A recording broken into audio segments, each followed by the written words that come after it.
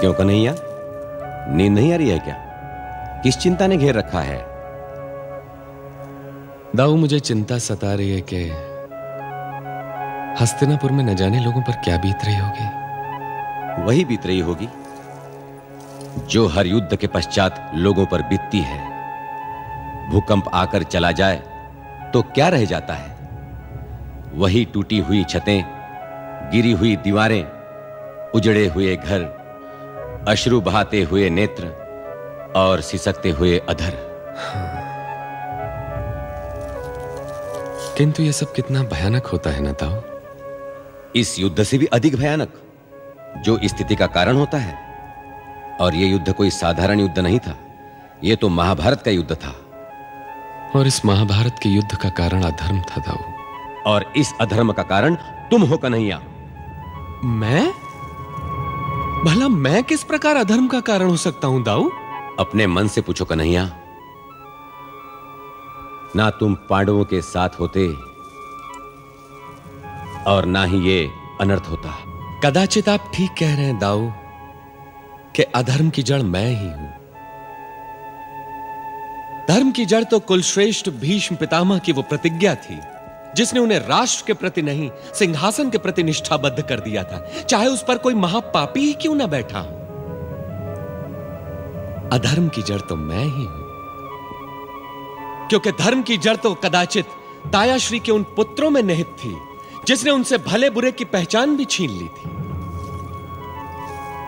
अधर्म की जड़ मैं ही हूं, क्योंकि धर्म का विशाल वृक्ष तो मामा शकुनी के उन पासों के सहारे खड़ा रहता है जिसका रहस्य केवल आप ही जानते हैं दाऊ। धर्म की जड़ तो लाक्षागृह की उस राख में कहीं दबी पड़ी है जिसमें पांडवों को भस्म कर देने की योजना बनाई गई थी।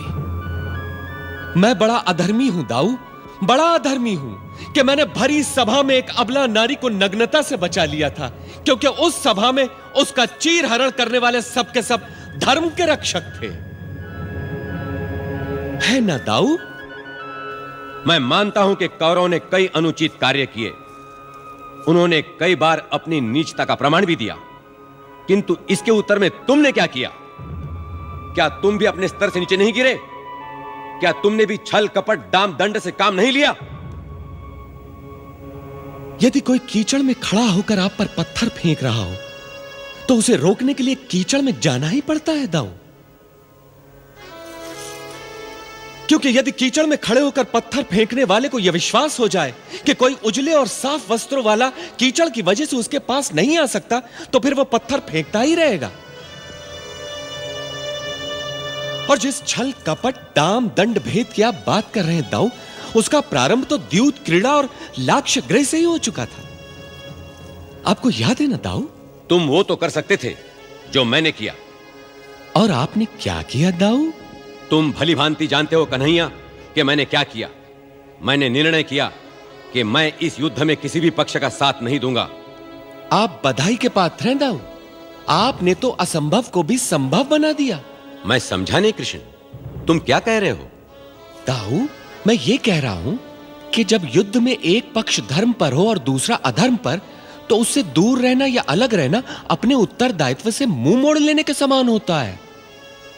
आप तो धन्य हैं दाऊ कि आपने किसी भी पक्ष का साथ न देने का निर्णय करके अपने दायित्व से बचने का बहाना ढूंढ लिया। पर मैं ऐसा तो नहीं कर सकता था ना दाऊ, क्योंकि मैंने तो धर्म की रक्षा के लिए ही धरती पर जन्म लिया है ना। फिर भला मैं उससे कैसे दूर रह सकता था? अब आप ही बताइए ना दाऊ कि क्या मैं भी आप ही की भांति धर्म की रक्षा से मुंह मोड़ लेता? तर्क और विवेक में भला तुमसे कोई जीत सकता है कन्हैया? दाऊ, बात तर्क और विवेक की नहीं है, बात जीतने और हारने की भी नहीं है दाऊ। बात केवल इतनी सी है दाऊ कि प्रश्न जिस भाषा में पूछा जाए, यदि उसका उत्तर उसी भाषा में न दिया जाए तो प्रश्न पूछने वाले के लिए उत्तर समझना कठिन हो जाता है।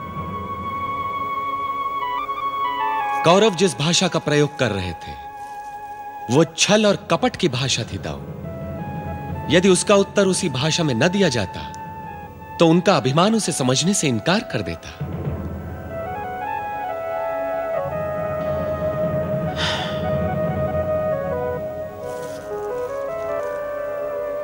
दाऊ, यदि आपकी आज्ञा हो तो मैं प्रस्थान करूं? क्यों? तुम कहां जा रहे हो? हस्तिनापुर।